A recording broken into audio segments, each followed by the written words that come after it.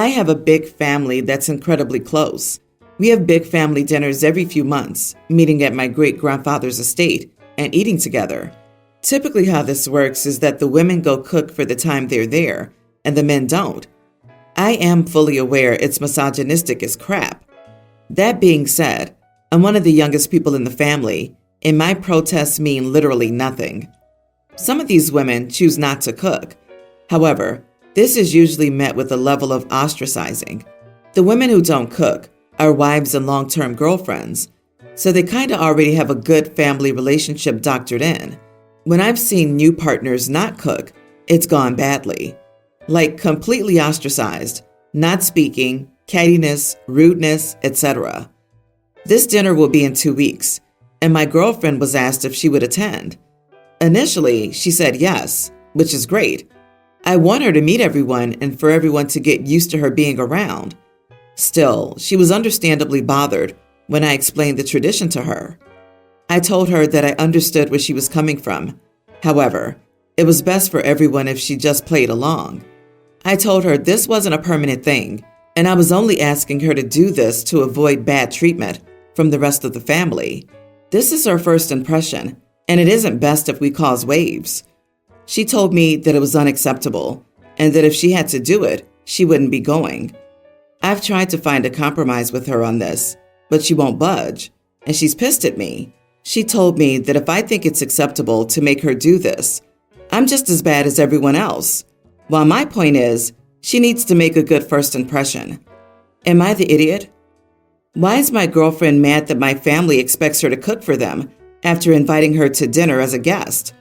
Why won't my girlfriend abandon her sense of self-respect to establish herself as a subservient woman tool so that my misogynistic family won't mentally and verbally abuse her?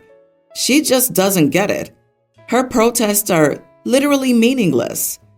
You are the idiot. What about your family making a good first impression on her and not expecting her to be an unpaid cook and servant?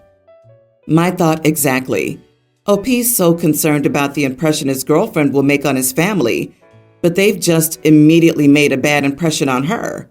Why on earth would she want anything to do with this family now? Also, this isn't going to be a first impression. This is going to be every time she sees his family. This is just setting the status quo. Why doesn't OP get in the kitchen and interrupt this archaic arrangement by helping himself? Oh, I know the answer. If they had real money, the help would be cooking dinner. The women wouldn't be caught dead in the kitchen. The women wouldn't know what to do. I have a similar story. I noticed on my mother's side, after a big family dinner, all the adult women would help the host, wife only, of course, clean. As a young adult or late teen, my mom decided to summon me to come help. I grabbed my twin brother and male cousin and brought them into the kitchen.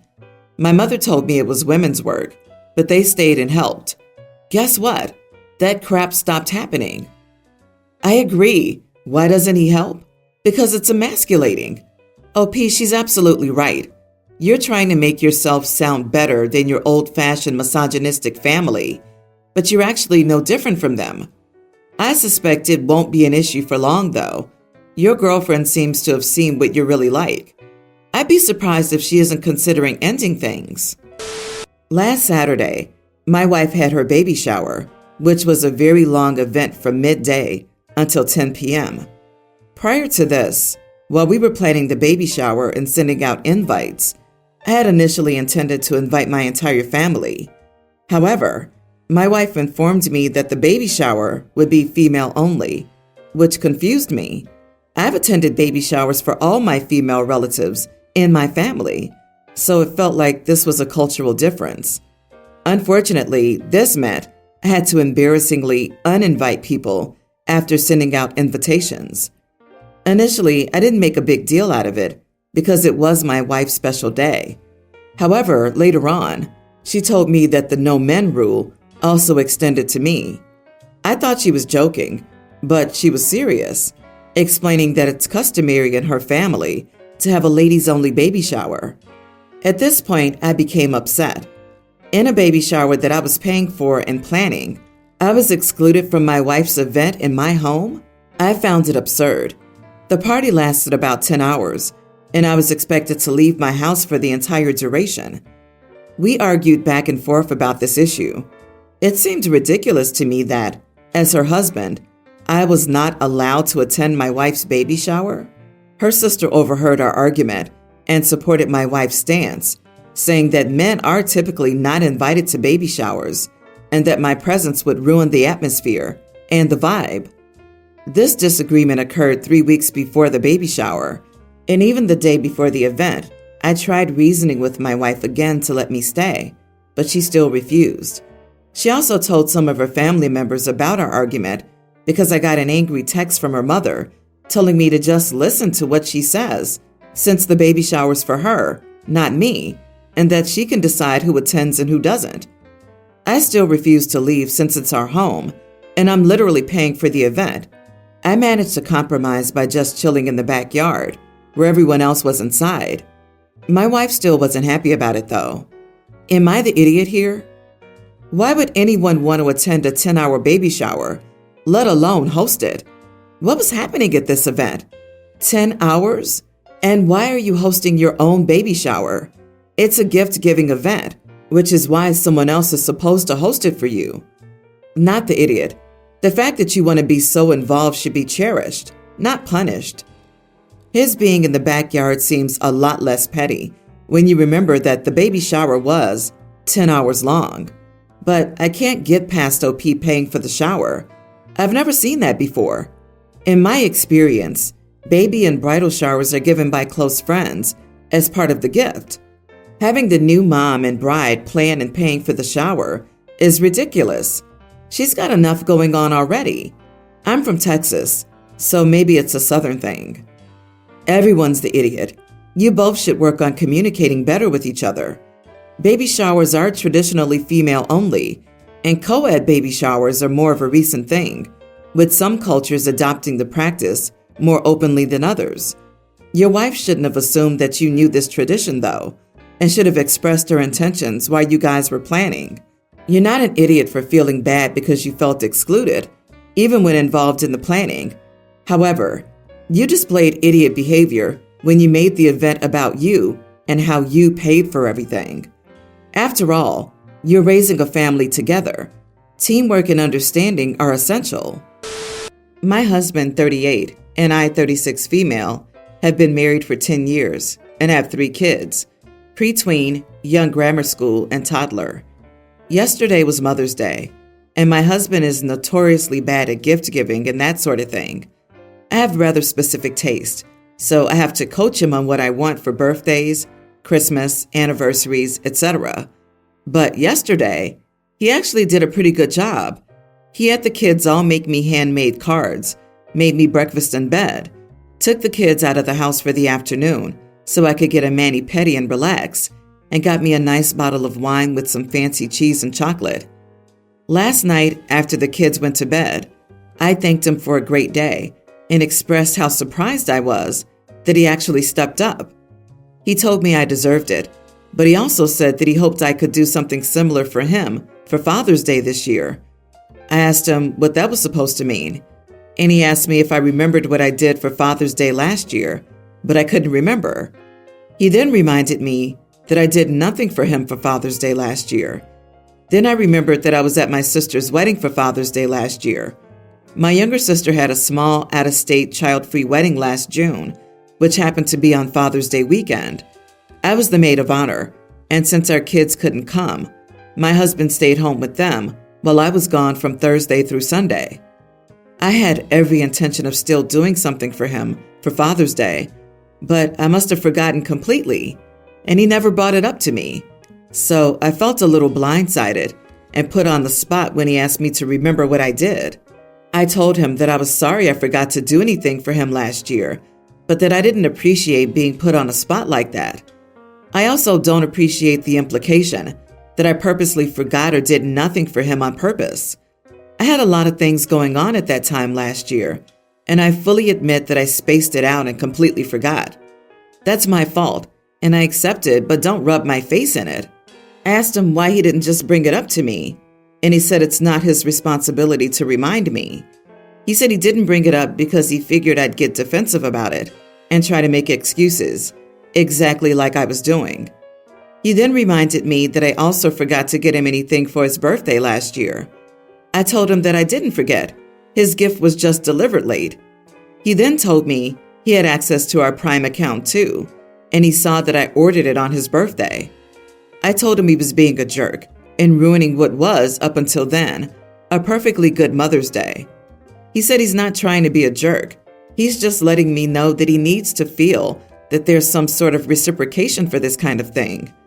Now I feel like he only stepped up so he could rub my face in it that I didn't do anything for him last year. You are the idiot. So your husband's a terrible gift giver, yet you did nothing for Father's Day and only half-baked a last-minute gift for his birthday. Are you somehow trying to blame him because you did nothing for him on Father's Day and almost forgot his birthday? Girl, what the heck? Yes, you went to a wedding, but you couldn't manage to have the kids give him a card at least? He most likely did you a good Mother's Day because he didn't want you to feel how he did last year. Being out of town is no reason to not have a plan or something delivered. I reschedule holidays all the time.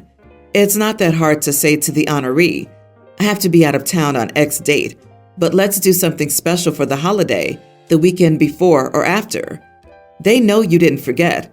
You still do something to celebrate them, and whatever needs to get taken care of gets taken care of. OP, you're getting defensive, and it's making you an idiot. You're the one who's repeatedly screwed up. It doesn't sound like he was trying to rub your face in anything, just that he was saying he was glad you appreciated the effort and that he'd appreciate a similar effort from you in the future. You're the one who couldn't even remember you'd done nothing for Father's Day. You only have one person to be angry at here. You. He's heard you ask for more autonomous effort and stepped up. Now he's asking you to do the same, which sounds entirely fair given how you've recently handled events. My boyfriend, 20, and I, female 20, rented an Airbnb lake house for this week, and we invited some friends. There are 8 of us on this trip. My boyfriend, Alex, Kate and her boyfriend, James, Alyssa, and her boyfriend, Thomas, and 2 of our single friends, Lauren and Simon. The lake house has 4 bedrooms. Bedroom number 1, 2, and 3 have king beds, and bedroom 4 has a bunk bed. We specifically got this Airbnb because it made sense that the couples would sleep on the king beds and the 2 singles would get the bunk bed. Everyone drove up to the Airbnb this morning. My boyfriend and I were the last ones that got there because we stopped to get everybody lunch. Everyone had picked their rooms and unloaded their bags by the time we got there. The last room left was the bunk room bed. I stepped into the living room where everyone was and asked why Lauren and Simon weren't sleeping in the bunk bedroom. Lauren said the king bed was more comfortable. Simon and I don't want to sleep on the bunk bed. I said that's not fair. The other couples all get a king bed. The bunk bed was specifically for you guys, so please just move your stuff. Lauren then said, no, we got here first, so we got dibs. I then said, either you guys move into the bunk bed room or you guys can leave. Alex and I are the ones that paid for the Airbnb, so at the end of the day, what we say goes. Lauren then got all mad, grabbed her stuff, and left. Simon got up and said it wasn't a problem, that he'd move into the bunk bedroom. I got a text from Lauren just now, saying that I was being a witch over a literal bunk bed. All of our other friends are on our side about this. But I don't know. Am I the idiot? I didn't mean to upset Lauren, but she was so difficult. So am I the idiot for telling my friend to leave our Airbnb? Edit. The Airbnb was completely paid for by me and Alex. Everyone else was in charge of food, snacks, alcohol, and any activities we wanted to do. We didn't ask anyone to pay their share of the Airbnb. Not the idiot. Your friend Lauren is inconsiderate to a mind-boggling degree, even if everyone was paying an equal share. I think it would be a common courtesy to offer king-size beds to couples. I don't think that's a stretch. Calling dibs? What are we, 12 years old? To add, also, if someone has booked or arranged or coordinated something for a group, it really is just the considerate thing to do to offer a choice in sleeping arrangements. Lauren sounds entitled as heck, and in my opinion, I'd lose her as a friend real quick when the vacay's over because she just showed her true colors to you. You paid for the Airbnb, and while you were getting everyone lunch, she sniped a room from you, even after agreeing to take the bunked bed rooms. It's even worse when you'll consider that you paid for it. Of course you should get a regular room. Personally, I get annoyed by the assumption that I'll make do with sleeping in bunk beds, the couch, or even the floor, just because I'm single. Why shouldn't I get a nice room too? But the solution to that is speaking up ahead of time and coming to an agreement with the group, not trying to strong-arm things. Everyone's the idiot here. You all should have communicated better before booking about who would sleep where. You really shouldn't assume that people will be fine with getting a less nice room just because they aren't in a couple. For background, me and Leslie, dated in high school, but broke up because she lied to me about her feelings. It caused me to have trust issues years later, and I'm still working it out in therapy. My wife Holly lost her grandfather this week. I've never had a chance to meet him since he lived in a nursing home, but she was devastated. We flew down for the funeral this past weekend. While there, I was shocked to see my ex. The funeral was nowhere near our hometown, so I had no idea what she was doing there. I walked over there to confront her, and she said she worked at his nursing home and was very fond of him. I told her I didn't care, that this funeral was for family, and she needed to leave. Frankly, her being there in the first place was creepy. She told me she had no idea I would even be there, and she was invited to the funeral by the family, so she was staying. I told her if she didn't leave, I'd call the cops for harassment and stalking, since I told her years ago I never wanted to see her again. She made both my wife and me uncomfortable. Later she saw reason and left, and the rest of the funeral went ahead as planned. My wife was happy I made her leave, but now her family's mad, especially her aunt. Her aunt lived nearby, visited him most, and said that my ex was her dad's favorite nurse. I guess seeing her family mad has now made my wife question if I did the right thing, because now even she's saying we should have just let her stay. But I still think I did the right thing by kicking the psycho out. You are the idiot. You caused a scene at a funeral for a person you've never met because your high school ex was there? What a nightmare. Your wife is still with you after you publicly threw a tantrum over having to be in the same room as an ex from high school? It's not about you, moron. You had never met the deceased. She was invited to the funeral and had obviously cared for him. She wasn't there because of you, and you should be ashamed for making yourself the main character here and acting out of spite because of a high school ex. What sort of entitlement did you feel that you get to decide for the funeral guest of someone you've never met? How dare you?